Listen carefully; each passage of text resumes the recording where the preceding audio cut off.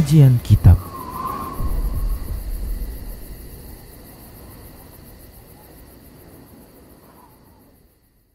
Bismillah, assalamualaikum warahmatullahi wabarakatuh. Innal hamdalillah nahmaduhu wa nasta'inuhu wa nastaghfiruh wa na'udzu billahi min shururi anfusina wa min sayyiati a'malina. May yahdihillahu fala mudilla lahu wa may yudlilhu fala hadiya lahu. Wa asyhadu an la ilaha illallah wahdahu la syarika lahu wa asyhadu anna Muhammadan abduhu wa rasuluhu sallallahu alaihi wasallam. Qala Allah tabaraka wa ta'ala, ya ayyuhalladzina amanu taqullaha haqqa tuqatih wa la tamutunna illa wa antum muslimun. Ya ayyuhan nasu taqu rabbakumul ladzi khalaqakum min nafsin wahidah wa khalaqa minha zawjaha wa bassa minhuma rijalan katsiran wa nisaa'a. Wattaqullaha alladzi tasaaluna bihi wal arham innallaha kana 'alaikum raqiba. Ya ayyuhalladzina amanu taqullaha wa qulu qawlan sadida yuslih lakum a'malakum wa yaghfir lakum dhunubakum wa may yuti'illaha wa rasulahu faqad faza fawzan 'azima. Amma ba'd. Fa inna asdaqal hadits kitabullah wa khairal huda huda Rasulillah sallallahu alaihi wasallam wa syarrul umuri muhdatsatuha wa kullu muhdatsatin bid'ah wa kullu bid'atin dhalalah wa kullu dhalalatin finnar. Para pemirsa Rosyad TV dan para pendengar radio Medan Mengaji serta para pemirsa media sunnah yang turut serta menyiarkan kajian ini. Alhamdulillah, segala puji hanya untuk Allah, salawat dan salam tak lupa kita ucapkan untuk Rasulullah sallallahu alaihi wasallam.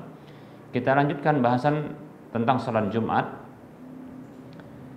Dan kita masih membahas tentang khutbah untuk salat Jumat. Pada pertemuan yang lalu sudah kita sebutkan perbedaan pendapat di kalangan para ulama terkait dengan hukum khutbah Jumat. Ada yang mengatakan syarat sah dan ada yang mengatakan wajib. Baik para hamba Allah rahimani wa rahimakumullah. Para ulama mereka berbeda pendapat tentang hukum khutbah Jumat di hari Jumat untuk salat Jumat. Ada yang mengatakan khutbah itu merupakan syarat sahnya ya bagi salat Jumat. Ada yang berpendapat bahwasanya khutbah itu hanyalah wajib saja hukumnya, bukan syarat sah, dan ini pendapat yang kuat wallahu taala a'lam sebagaimana yang sudah kita jelaskan pada pertemuan yang lalu. Baik para hamba Allah rahimani rahimakumullah, wajib khutbah dan itu jumlahnya adalah 2 kali khutbah yang diselingi dengan duduk ya, dan kondisi khutbah yaitu khatibnya dalam kondisi berdiri di khutbah yang pertama maupun di khutbah yang kedua, kemudian diselingi duduk di antara ya 2 khutbah tersebut. Nah, berdiri ini hukumnya adalah wajib ketika berkhutbah kecuali kalau ada udhurnya. Baik para hamba Allah rahimani warahmatullah. Mengapa demikian? Karena Nabi SAW tak pernah dinukilkan dari beliau, tak pernah dikabarkan dari beliau SAW bahwasanya beliau itu hanya mencukupkan dengan 1 khutbah saja, dan bahwasanya tak pernah dinukilkan, tak pernah dikabarkan beliau itu khutbah dalam kondisi duduk. Para hamba Allah rahimani wa rahimakumullah, dalam hadis yang berasal dari Jabir bin Samurah radhiyallahu anhu, beliau mengatakan anna Rasulullah sallallahu alaihi wasallam kana yakhutubu qa'iman summa yajlisu summa yaqumu fayakhtubu. Bahwasanya Rasulullah sallallahu alaihi wasallam dahulu itu berkhutbah dalam kondisi berdiri, kemudian beliau duduk, kemudian beliau berdiri kembali. Lalu melanjutkan khutbah. Faman naba'aka annahu kana yakhutubu jalisan faqad kadzab. Maka siapa saja yang mengkabarkan kepadamu bahwasanya beliau itu khutbah dalam kondisi duduk, maka dia dusta. Ya, faqad wallahi sallaitu ma'hu aktsara min alfai salatin.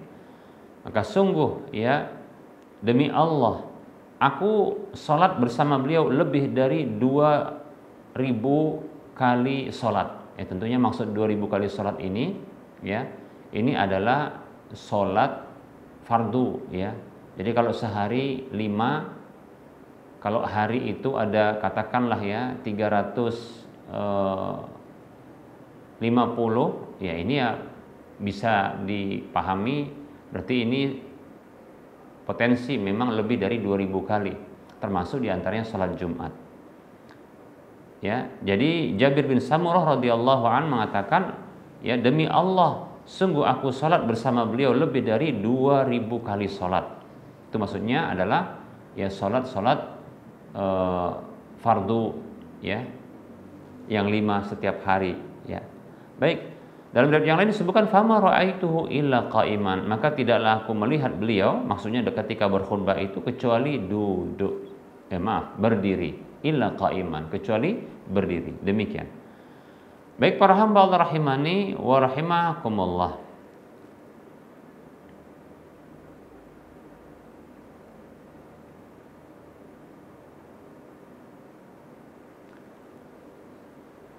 Para hamba Allah rahimani wa rahimakumullah, dalam hadis atau asar yang diriwayatkan dari Ka'b bin Ujrah radhiyallahu an, annahu dakhala al-masjida wa Abdullah bin Ummil Hakam yakhtubu qa'idan faqala unzuru ila hadzal khabith yakhtubu qa'idan wa qala Allah ta'ala wa idza ra'aw tijaratan aw lahwan infaddu ilaiha wa tarakuka qa'ima.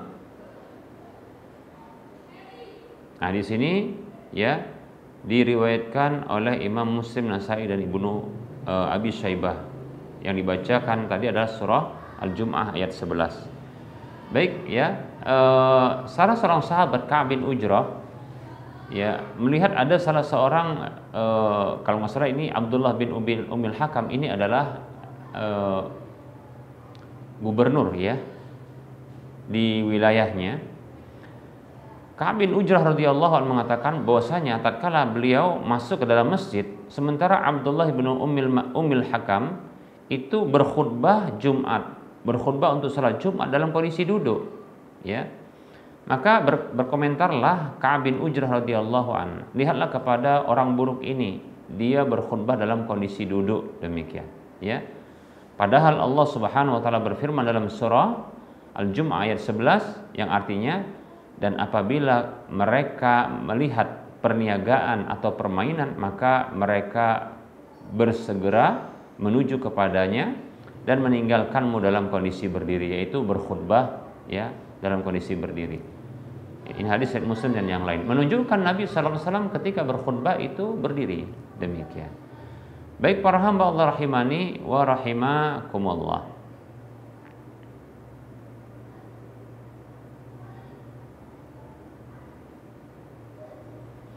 Baik, sekarang kita akan bahas terkait dengan apa yang dianjurkan dalam khutbah itu. Baik para hamba Allah rahimani wa rahimakumullah, ini bagi khatibnya hendaklah dia memulai khutbah itu dengan memuji Allah, menyanjung Allah, berselawat kepada Rasulullah sallallahu alaihi wasallam dan membaca tasyahud, ya. Berdasarkan hadis dari Jabir radhiyallahu anhu yang mengatakan kanat khutbatun Nabi sallallahu alaihi wasallam yaumal jum'ati yahmadullaha wa yusni alaihi bima huwa ahluhu summa yaqulu may yahdihillahu fala mudilla lahu wa may yudlil fala hadiya lahu wa khairul hadisi kitabullah. Jabir radhiyallahu anhu mengatakan dahulu khutbahnya Nabi sallallahu alaihi wasallam di hari Jumat, beliau memuji Allah, menyanjung Allah dengan apa saja yang Allah adalah pemiliknya. Kemudian beliau sallallahu alaihi wasallam mengatakan may yahdihillah fala mudhillalah, siapa saja yang Allah beri hidayah maka tidak ada yang bisa menyesatkannya. Wa may yudlil fala hadiyalah, dan siapa saja yang dia sesatkan maka tidak ada yang bisa memberikan petunjuk kepadanya. Wa khairul hadisi kitabullah, dan sebaik-baik ucapan adalah kitabullah. Hadis riwayat Muslim. Dalam hadis Abu Humaid As-Sa'idi radhiyallahu an, anna Rasulullah sallallahu alaihi wasallam qama 'ashiyatan ba'da salati fatashahhada wa asna 'ala Allah bima huwa ahluhu tsumma qala amma ba'du. Dalam hadis Abu Humaid As-Sa'idi radhiyallahu anhu bahwasanya Rasulullah sallallahu alaihi wasallam berdiri ya tegak setelah salat ya. Kemudian beliau bertasyahud, kemudian beliau memuji Allah Subhanahu wa taala dengan apa saja yang Allah adalah berhak atasnya. Kemudian beliau membaca amma ba'du, demikian. Nah, dianjurkan untuk memulai dengan khutbatul hajah ya. Khutbatul hajah. Nah, ini sebagaimana yang diriwayatkan dalam hadis yang disebutkan oleh ya Imam Abu Daud, Imam Tirmidzi, Imam An-Nasai, Imam Ibnu Majah dalam keempat kitab sunan mereka, dan hadisnya sahih ya. Ini hadis yang diriwayatkan dari Abdullah bin Mas'ud radhiyallahu anhu. Beliau mengatakan, "Allamana Rasulullah sallallahu alaihi wasallam fi khutbatil hajah." Rasulullah sallallahu alaihi wasallam mengajarkan kepada kami tentang khutbatul hajah. Bunyinya seperti ini. Alhamdulillah atau innal hamdalillah ya. Alhamdulillah nahmaduhu wa nasta'inuhu wa nastaghfiruh. Segala puji bagi Allah, kami memujinya, memohon pertolongan kepadanya dan memohon ampun kepadanya. Wa na'udzu billahi min syururi anfusina wa min sayyiati a'malina. Dan kami berlindung kepada Allah dari keburukan diri-diri kami dan ya kejelekan perbuatan-perbuatan kami. May yahdihillah fala mudhillalah. Siapa saja yang Allah berikan hidayah maka tidak ada yang bisa menyesatkannya. Wa may yudlil fala hadiyalah. Dan siapa saja yang menyesatkannya maka tidak ada yang bisa memberikan hidayah kepadanya. Wa asyhadu an la ilaha illallah wahdahu la syarikalah. Dan aku bersaksi bahwasanya tidak ada sesembahan yang berhak disembah kecuali Allah, satu-satunya Dia, tidak ada sekutu baginya. Wa asyhadu anna Muhammadan abduhu wa rasuluh. Dan aku bersaksi bahwasanya Muhammad sallallahu alaihi wasallam adalah hamba dan utusannya. Kemudian beliau membaca 3 ayat ya. Yang pertama adalah ya yang terdapat di dalam surah Ali Imran ayat 102. Yaitu Allah berfirman, A'udzu billahi minasyaitonir rajim, ya ayyuhalladzina amanu taqullaha haqqa tuqatih wa la tamutunna illa wa antum muslimun. Kemudian ayat yang kedua yang dibaca adalah surah An-Nisa ayat 1. Allah berfirman, A'udzu billahi minasyaitonir rajim, ya ayyuhan nasu taqu rabbakumul ladzi khalaqakum min nafsin wahidah wa khalaqa minha zawjaha wa bassa minhuma rijalan katsiran wa nisaa'a wattaqullaha alladzi tasaaluna bihi wal arham innallaha kana 'alaikum raqiba. Kemudian Rasulullah SAW membaca ayat yang ketiga, yaitu surah Al-Ahzab ayat 70 dan 71.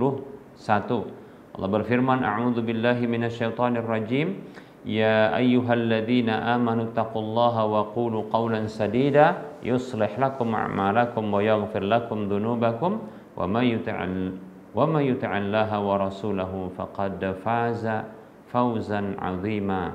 Demikian. Kalau kita gabungkan, tadi ada amma ba'du ya. Ya, ada ungkapan amma ba'du. Kemudian ada ungkapan Nabi yang mengatakan ya may yahdihillah fala mudhillalah ya. Atau ya ungkapan yang semisal itu. Fa inna asdaqal hadisi kitabullah wa khairal huda huda Rasulillah sallallahu alaihi wasallam, seperti yang kita sebutkan berikut ini. Dari Jabir radhiyallahu anhu, beliau mengatakan kana Rasulullah sallallahu alaihi wasallam idza khataba ihmarat ainahu wa ala sautuhu wastadda ghadabuhu. Dahulu Rasulullah sallallahu alaihi wasallam apabila beliau berkhutbah maka memerah kedua mata beliau, meninggi suara beliau dan ya naik ya emosional beliau, yaitu maksudnya kemarahan beliau ya naik. Hatta ka'annahu mundiru jaisin, sampai-sampai beliau itu seolah-olah orang yang memberikan peringatan kepada pasukannya.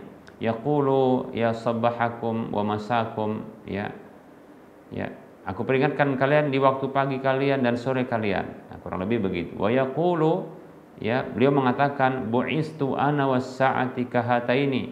Aku diutus sementara ya aku diutus dalam kondisi ya aku dan hari kiamat seperti ini. Wa yaqrunu ya baina isba'aihi as-sababati wal wusta. Beliau menggandengkan antara dua jari beliau, yaitu jari tengah dan jari telunjuk, demikian. Jari telunjuk dan jari tengah. Wa yaqulu, dan beliau membaca, amma ba'du fa inna khairal hadisi kitabullah wa khairal huda huda Muhammad sallallahu alaihi wasallam wa syarrul umuri muhdatsatuha wa kullu muhdatsatin bid'ah wa kullu bid'atin wa kullu dhalalatin finnar. Ya. Baik, seperti itu. Jadi kalau kita gabungkan ya seperti yang tadi ketika saya memulai khutbatul hajah ya, ketika di awal kajian ini.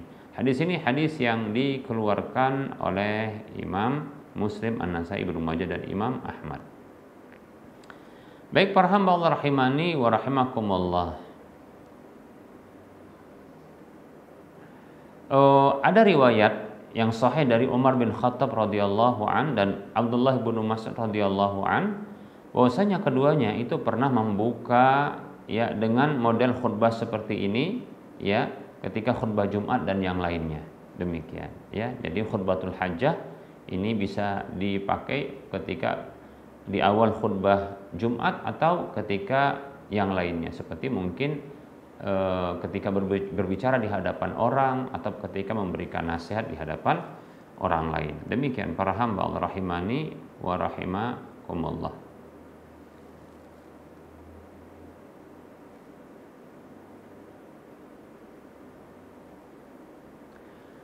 Baik para hamba Allah rahimani wa rahimakumullah, tadi sudah kita sebutkan ya anjuran berikutnya bagi seorang khatib ketika dia berkhutbah adalah ya mengagungkan perkara khutbah ini ya, memadatkan perkara khutbah ini, kemudian ya meninggikan suara. Tadi sudah kita sebutkan hadis Jabir radhiyallahu an, kana Rasulullah sallallahu alaihi wasallam idza khataba ihmarat aynahu wa ala sautuhu wa shadda ghadabuhu hatta ka'annahu munziru jayshin yaqulu sabbahakum wa massakum ya. Baik, hadisnya tadi sudah kita sebutkan, hadisnya sahih diriwayatkan oleh ya Imam Muslim dan yang lainnya. Dahulu Rasulullah Shallallahu Alaihi Wasallam apabila beliau berkhutbah memerah kedua mata beliau dan meninggi suara beliau dan ya naik emosional beliau, ya seolah-olah beliau itu ya sampai-sampai seolah-olah beliau itu seperti ya pemberi peringatan bagi pasukan, ya. Beliau mengatakan ya sabbahakum wa massakum ya, waspada kalian di waktu ya pagi dan sore kalian. Baik para hamba Allah rahimani wa rahimakumullah. Berikutnya para hamba Allah, anjuran berikutnya ketika berkhutbah, hendaklah khatib itu ketika berkhutbah meringkas, memendekkan ya, tidak terlalu memperpanjang ya khutbahnya, namun salatnya diperpanjang, demikian ya. Berdasarkan hadis yang diriwayatkan oleh Imam Muslim, Ahmad dan Ad-Darimi serta yang lainnya dari Ammar bin Yasir radhiyallahu anhuma, beliau mengatakan sami'tu Rasulullah sallallahu alaihi wasallam yaqulu, aku mendengar Rasulullah sallallahu alaihi wasallam beliau bersabda, inna tula salatir rajuli wa qasra khutbatihi ma'innatun ya min fiqhihi fa'atilu hadhihi salata wa aqsiru hadhihi ya khutbah fa inna minal bayani la sihra. Kata Rasulullah Sallallahu Alaihi Wasallam, sesungguhnya panjangnya salat seseorang dan pendeknya khutbahnya itu merupakan ciri tanda ya dari kefakihan seseorang ya dalamnya ilmu agamanya. Maka panjangkanlah salat ini dan pendekkanlah khutbahnya ya, karena sesungguhnya ya di antara dari penjelasan itu benar-benar ada sihirnya. Ya, memang kalau kita tengok ya atau kita perhatikan orang yang berkhutbah dengan suara yang tinggi, menggelegar begitu ya, kemudian mata memerah ya, kemudian seolah-olah marah, memberikan peringatan ya. Nah, ini membuat orang tertarik perhatiannya, nggak tidur dia diperhatikan. Nah, seperti itu. Baik para hamba Allah rahimani wa rahimakumullah. Walaupun terkadang seperti ini ada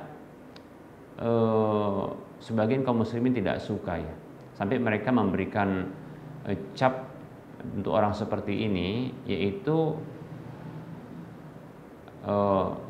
khutbahnya kok marah-marah. Nah, seperti itu kesan yang muncul dari mereka. Itu tentunya karena ketidaktahuan mereka ya. Tapi sebenarnya tidak mesti pula harus ringkas khutbahnya demikian. Walaupun asalnya khutbah itu harus ringkas, tapi ya bukan berarti tidak boleh panjang ya kalau ada tuntutannya. Kenapa? Karena ada riwayat di mana ya Nabi Shallallahu Alaihi Wasallam ketika ada tuntutan ya untuk memperpanjang khutbah, maka beliau pun ya berkhutbah dengan panjang. Tapi ketika ada tuntutan ya, tapi asal dari khutbah itu ringkas, itu yang terbaik demikian ya. Ada riwayat anna Nabi sallallahu alaihi wasallam kana yakhutubu bi surati Qaf wa bi tabaraka wa hadha ma'a tartilihi ya wal wuqufi ala kulli ayatin ya yutilul khutbata wala budda ya. Dahulu Nabi SAW pernah berkhutbah dengan surah Al-Qaf, jadi membacakan surah Al-Qaf, dan dengan surah Tabarak, itu surah Al-Mulk. Nah, tentunya ini Rasulullah bacanya itu ada tartilnya dan menjelaskannya ya, dan berhenti di setiap ayat sambil menjelaskan ya. Beliau kalau begitu menyebabkan panjangnya khutbah tersebut. Mesti demikian para hamba Allah rahimani wa rahimakumullah ya. Tapi maksudnya adalah ya yang seperti ini diperhatikan kondisi manusia dan kebutuhan mereka ya. Jadi kalau contohnya kita butuh untuk menjelaskan dengan panjang. Kenapa? Karena materi yang sedang dibutuhkan oleh masyarakat ya ketika itu materinya cukup panjang. Contoh nih, bahas tentang masalah haramnya musik. Ya tentunya ya karena musik ini sudah menjadi kebiasaan di masyarakat ya, dan ini dianggap boleh dan sah-sah saja, maka harus disebutkan ya tentang keharamannya dengan menunjukkan bukti-buktinya yang valid dari firman Allah Subhanahu wa taala, sabda Rasulullah SAW, kemudian seluruh ulama-ulama madhab. Nah, demikian. Kemudian menyebutkan ancaman-ancamannya ya, dan membatalkan ya, menyebutkan ya alasan-alasan yang menunjukkan batalnya atau batilnya pendapat yang membolehkan. Nah, seperti itu. Jadi ini tidak sebentar, lama. Ya kalau sekedar dibacakan tentang hukumnya saja, nanti orang itu barangkali ya katakanlah disebutkan satu hadis saja ya dibahas, cuma seperti akan terjadi ya akan terjadi dengan adanya musik ya, penyanyi yang muncul, khamar yang diminum demikian. Ini maka akan muncul 3 hal, seperti pelemparan batu dari arah atas, yaitu batu yang turun dari arah atas ke bawah demikian. Kemudian ya dibenamkannya permukaan bumi ke dalam bumi ya. Kemudian dirubahnya wajah-wajah manusia menjadi selain wajah mereka. Nah, seperti itu.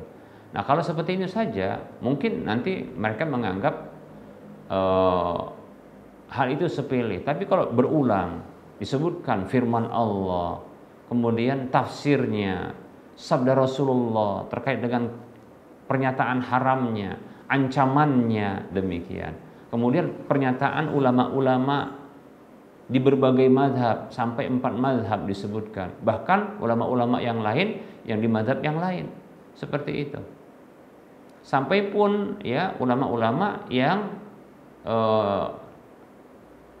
berada di mazhab yang dianut di negeri ini, seperti itu. Itu dijelaskan agar apa? Semakin kuat dalam benak mereka bahwa ini betul-betul haram begitu. Dan itu tak sebentar, tak bisa ringkas yang seperti itu. Ketika butuh. Nah demikian. Tapi asalnya tentunya yang terbaik itu adalah ya ringkas, pendek demikian. Ya, nasihat sampai demikian. Kemudian ya tidak membuat jenuh, ya, tidak membuat jenuh. Karena memang di antara fungsi pendeknya khutbah itu adalah di antaranya tidak bikin jenuh, ya. Dan itu akan mudah, yang kedua akan mudah untuk diingat dan dihafal, ya, oleh para pendengar. Baik para hamba Allah rahimani wa rahimakumullah. Hadis lain, ya, hadis Jabir bin Samurah radhiyallahu anhu, dia mengatakan sallaitu ma'an nabiy sallallahu alaihi wasallam fa kanat salatuhu qasdan wa khutbatuhu qasdan. Dahulu aku pernah salat bersama Nabi sallallahu alaihi wasallam, maka salat beliau itu ya sederhana, khutbah beliau sederhana, ya. Dalam riwayat yang lain disebutkan la yutilul mau'izata yaumal jum'ati wa innama hunna kalimatun yasiratun. Beliau tidak memperpanjang ujangan-ujangan atau nasihat-nasihat di hari Jumat. Sesungguhnya nasihat-nasihat itu adalah ungkapan-ungkapan yang ringkas, ya, yang ringan. Demikian hadisnya diriwayatkan oleh Imam Muslim, Abu Daud dan yang lainnya. Baik para hamba Allah rahimani wa rahimakumullah. Nah, ada beberapa poin yang lain yang masih tersisa untuk kita bisa bahas, ya, tapi kita belum bisa menyelesaikan pada pertemuan kali ini terkait dengan hal-hal yang dianjurkan ketika khutbah. Insyaallah ta'ala kita akan lanjutkan pada pertemuan yang akan datang insyaallah ta'ala.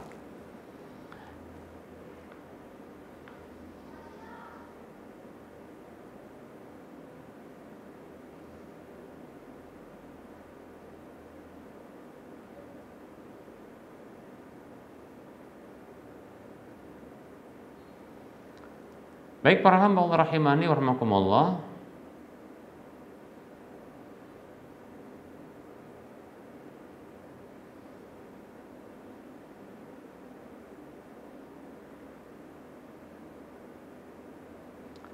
Ada pertanyaan, Assalamualaikum warahmatullahi wabarakatuh Ustadz, saya mau tanya, misalkan ada orang pinjam uang di Pegadaian, terus kita minjam uang dari orang yang pinjam uang dari Pegadaian tersebut dan membayar hutangnya sejumlah nominal yang dihutangi.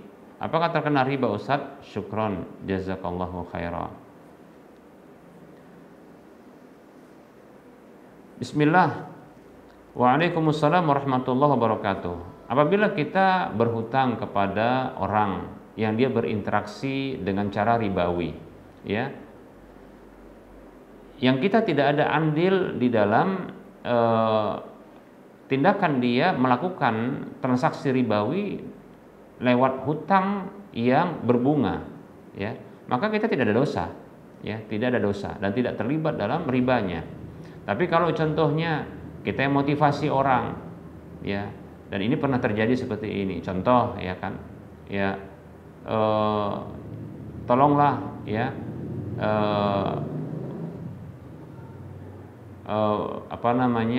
jadikan SK pegawai negeri, ya, kakak atau abang, ya, untuk untuk bisa berhutang di satu bank gitu kan. Nanti saya hutang dari kakak, dari abang, nah seperti itu. Nah ini artinya ya kita berhutang dengan orang tersebut dengan menganjurkan orang itu melakukan ya transaksi ribawi yang seperti ini, kita terlibat tentunya, ya. Berbeda halnya kalau seandainya orang tersebut dia sudah ya terlebih dahulu bertransaksi ribawi dengan cara dia berhutang yang menarik bunga, ya. Lalu karena kita butuh, akhirnya kita berhutang, ya, dari uang tersebut yang kita tidak ada andil untuk hadirnya transaksi ribawi itu, ya. Maka insya Allah Ta'ala tidak ada ya terlibat dalam dosa riba tersebut, ya. Tidak dalam ribanya, tidak juga dalam tolong menolong di atas dosa riba itu. Demikian, ya. Hanya saja jangan sampai ya tindakan kita yang berhutang yang kita sesungguhnya termasuk orang yang mengatakan itu riba, memerangi riba, tidak mau berinteraksi dengan riba. Jangan sampai ketika kita berhutang kepada orang yang berhutang dengan cara riba, tindakan kita berhutang itu dianggap sebagai pembenaran terhadap ya transaksi riba. Demikian. Jangan sampai demikian. Kalau terkesan demikian, maka dihindarkan. Kenapa? Karena kita nanti dianggap sebagai pendukung transaksi riba. Wallahu ta'ala alam. Afwan wa anti fajazakillahu khairah.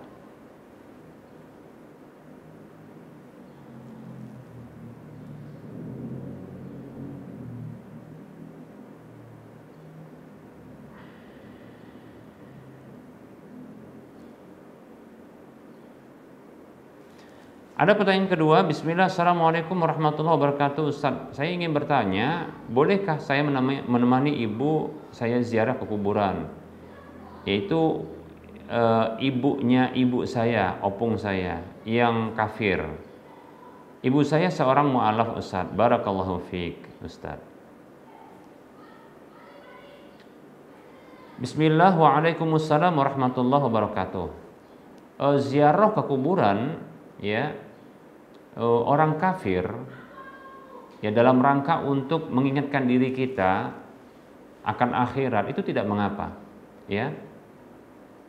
Kata Rasulullah SAW, ya, kuntu nahaitukum an ziyaratil quburi. Dulu aku pernah melarang kalian dari ziarah kubur. Aku pernah melarang kalian dulu dari ziarah kubur. Fazuruha, ziarahilah kuburan itu. Dan yang lain Rasul mengatakan, fa innaha tudzakirukumul akhirah, karena sesungguhnya itu bisa mengingatkan kalian kepada akhirat, ingat mati, ya, ingat berbekal. Nah, seperti itu. Apalagi kuburan orang kafir, barangkali ini akan menyebabkan kita khawatir mati kafir. Nah, seperti itu, ya. Demikian. Tapi ingat, kalau kita ziarah ke kuburan orang kafir, jangan sampai kita mendoakan ampunan bagi orang kafir itu. Kenapa? Nggak boleh. Dilarang oleh Allah Subhanahu wa taala dalam surah At-Taubah, ya.